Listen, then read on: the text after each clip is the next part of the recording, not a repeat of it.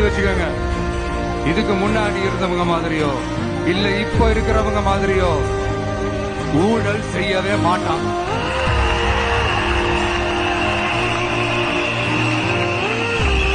ஒரு பைசா தொட மாட்டான். எனக்கு அது அவசியமே இல்லை. புரிஞ்சுங்களா உங்களுக்கு?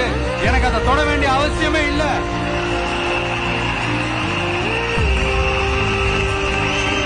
ஒரு துளி ஊழல் கரை கூட படியவே படியாது, படியவும் விட மாட்டான்.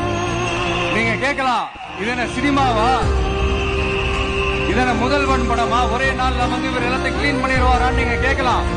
ஓகே, பிராக்டிகலா அது பாசிபிள் இல்லதான். But it is a process, right? It is a process.